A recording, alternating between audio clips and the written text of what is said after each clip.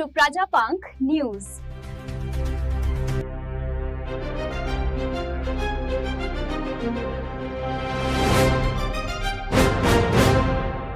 માટેનો એક કાયદો છે અને એમાં નાના બાળકોને કોઈ શારીરિક છેડછાડ કરે, આ કરે, એની પર રેપ થાય, બળાત્કાર થાય, એ બાબતનો એક કાયદો છે.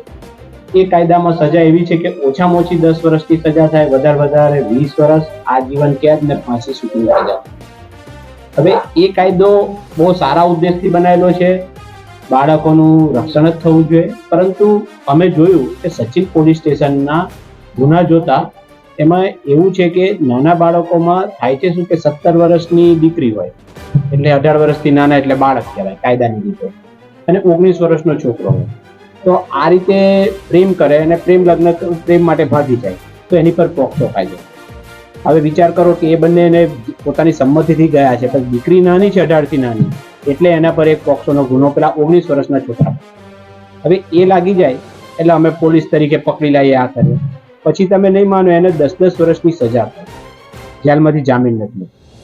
એટલે આ પ્રકારે જાગૃતિ ફેલાવવી પડે, કારણ કે ગુનેગાર એક રીતે જોવા જઈએ કાયદાનો ભંગ કર્યો છે, પરંતુ બીજો કોઈ શરીર સંબંધી કોઈનું મર્ડર કર્યું હોય, કોઈ બળાત્કાર કર્યો હોય એવું નથી.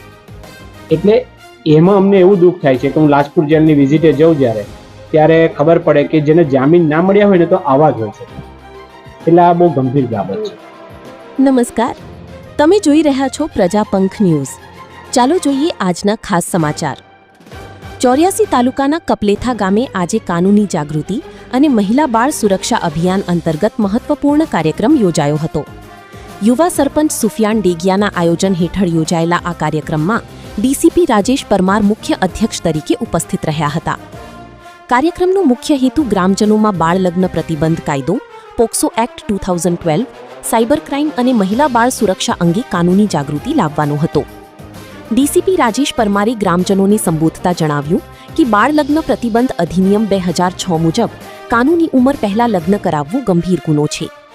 બાળ લગ્નના કારણે દીકરીઓના આરોગ્ય, શિક્ષણ અને ભવિષ્ય પર ગંભીર અસર પડી છે અને આવા ગુનાઓમાં કડક સજાની જોગવાઈ કરવામાં આવી છે.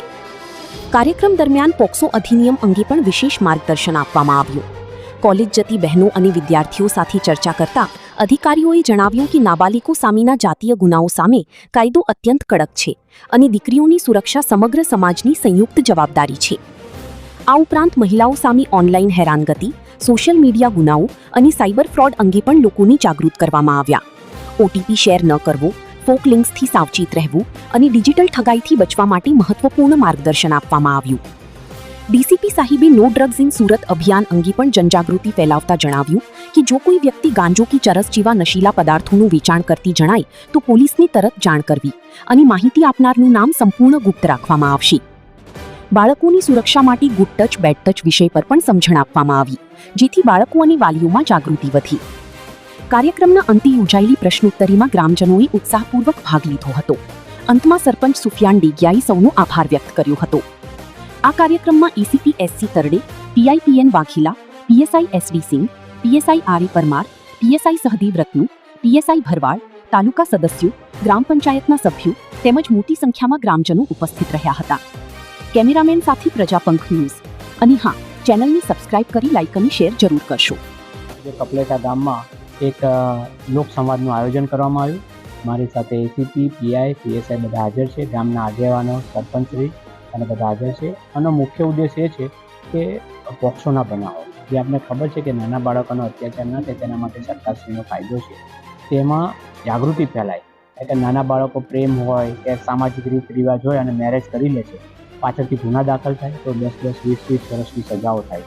એ ના થાય અને જાગૃતિ ફેલાય એના માટે અમે પોક્સો વિશે આજે બધાને સમજ આપી. એ સિવાય અત્યારનો બીજો એક મોટો ઇસ્યુ છે સાયબર ક્રાઇમ. સાયબર ફ્રોડ ખૂબ જ થાય છે, અલગ અલગ પ્રકારે થાય છે. નવી એની ટેકનિક્સ છે, એમઓ છે, એના બાબતે આ પ્રજાને જાગૃત કરી, ગ્રામજનોને જાગૃત કર્યા કે આવું કંઈ પણ હોય તો અમને જાણ કરે, એવી લોભ લાલચમાં ના ફસાય. કોઈ પોલીસ તરીકે ઓળખાણ આપે એ પણ ના કરે, ડિજિટલ એરેસ્ટથી બચે. એવું કોઈ ડિજિટલ એરેસ્ટ નથી. તમારા માધ્યમથી પણ કહેવા માગું છું, પોલીસ કોઈ દિવસ એવી રીતે એરેસ્ટ કરતી નથી. તો એ બાબતે જાગૃતિ ફેલાઈ. એ સિવાય એક અત્યારે ગુજરાત સરકારની એક ખાસ નીતિ છે અને સુરત શહેરમાં નો ડ્રગ્સ ઇન સુરત સિટીનો આપણો એક સિમ્બોલ છે. એ પ્રમાણે ડ્રગ્સની કોઈ પણ બાતમીઓ તમને આપવી કે આવું કંઈક થતું હોય તો પણ અમને જાણ કરવી. આવા બાળકો જો ફસાણા હોય તો અમને એ બાબતે ઇન્ફોર્મ કરવા. તથા ટ્રાફિકનું આપણે ખબર છે કે સુરત શહેર પોલીસે ટ્રાફિકનો હેલ્મેટનો ખૂબ જ સારો અમલ કર્યો છે. ટ્રાફિકના નવા સિગ્નલ કર્યા છે. તો મનુષ્યની જિંદગી છેલ્લા 1.5-2 વર્ષમાં સચિનમાં 20 થી 22 પેટ્રોલ થયા છે. તે બાબતે જાગૃતતા ફેલાય કે હેલ્મેટ અવશ્ય પહેરે, ટ્રાફિકના નિયમોનું પાલન કરે. અમારો દંડ કરવાની કોઈ ઈચ્છા નથી, પરંતુ કોઈની જિંદગી બચે એક હેલ્મેટ પહેરવાથી, તો એ બાબતે જાગૃત કરે. આપને ખ્યાલ છે કે 80% ફેટલ કે જે 2 વ્હીલરના થાય છે, અને એમાં પણ સૌથી વધારે હેલ્મેટ પહેર્યા ના હોય એના થાય છે. એટલે કોઈ વ્યક્તિ ગુજરી જાય એ સૌથી મોટી બાબત છે. એ પણ બાબતે જાગૃત કર્યા. એટલે આ રીતે એક સારા લોકસમાજનું આયોજન કરે. આજરોજ કપલેટા ગામ ખાતે છે, એમનો હું શુક્રિયા અદા કરું છું.